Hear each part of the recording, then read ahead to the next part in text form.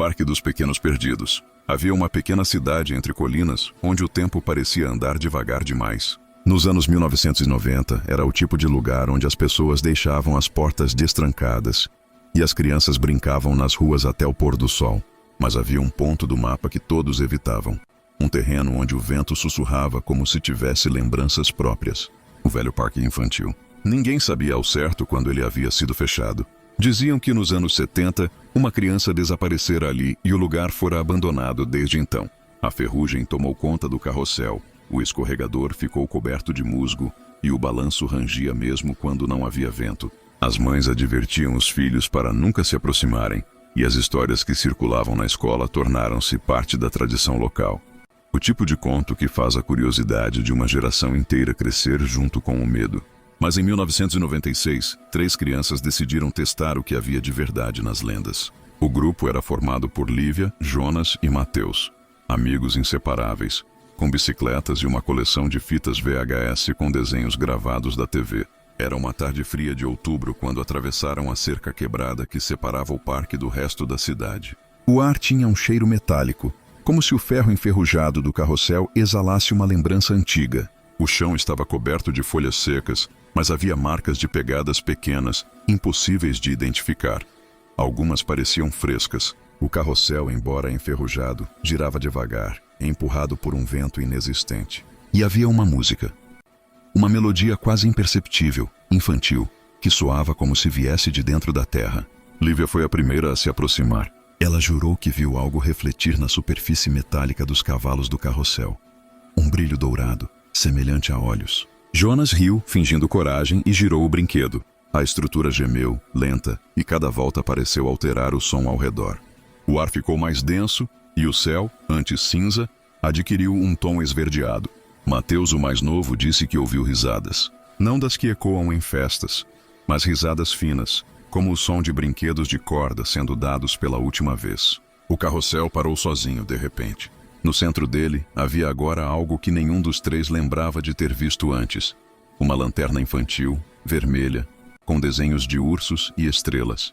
Parecia intacta, como se tivesse sido colocada ali há poucos instantes. Lívia a pegou, curiosa. Quando a acendeu, a chama brilhou azul. A partir desse instante, o parque pareceu ganhar vida. O balanço começou a ranger com força. O escorregador vibrou, fazendo ecoar um som metálico que lembrava uma gargalhada. A caixa de areia tremia levemente, como se algo se movesse por baixo. Jonas gritou para correrem, mas os pés não respondiam. Era como se o chão tivesse se tornado viscoso. As sombras começaram a mudar. Eram mais longas, mais densas. E por um instante, Lívia viu crianças, dezenas delas, sentadas sobre os brinquedos. Não eram sólidas, pareciam feitas de poeira e luz. Cada uma tinha olhos escuros, fundos, e bocas que se moviam sem som. Uma delas balançava devagar, e o rangido se misturava a um sussurro. Mais uma volta. Então tudo se apagou. Quando Lívia abriu os olhos, já era noite. A lanterna ainda estava em sua mão, mas o carrossel havia parado. Jonas e Mateus não estavam mais lá. Apenas as bicicletas deles, encostadas na cerca. Ela correu até a rua, mas ninguém atendeu aos gritos. Voltou para casa suja de terra e lágrimas, dizendo que os amigos tinham sumido.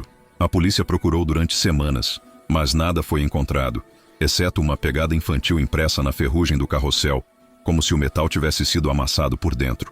Com o tempo, a história virou mais uma das muitas tragédias abafadas da cidade. O parque foi interditado de novo, desta vez com correntes e placas de aviso. As mães passaram a levar flores ao portão e o nome das crianças desaparecidas foi gravado em uma pequena placa no cemitério local.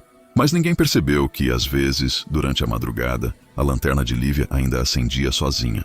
Ela aguardava no quarto, dentro de uma caixa, e dizia ouvir passos pequenos correndo pelo corredor. Anos depois, em 1999, um grupo de adolescentes decidiu reabrir o portão. Diziam que queriam invocar os espíritos das crianças. Gravaram tudo com uma filmadora RAI 8. A fita foi achada tempos depois enterrada na areia do parque. As imagens mostravam o carrossel girando sozinho, e ao fundo, vozes infantis repetindo um nome: Lívia. A gravação terminava com o som de uma risada metálica e um clarão azul. Ninguém nunca encontrou os adolescentes. Hoje, o parque é apenas uma ruína escondida sob a vegetação. Mas há quem jure que em noites de vento fraco, Ainda se ouve o rangido do carrossel e a música antiga ecoando entre as árvores. E, se alguém se aproximar o bastante, pode ver pequenas silhuetas se movendo entre os brinquedos. Sombras de crianças brincando sem parar, presas em um ciclo de voltas infinitas. Dizem que o parque escolhe novos convidados a cada geração. E quando o carrossel gira sozinho, é porque faltou uma criança para completar a roda.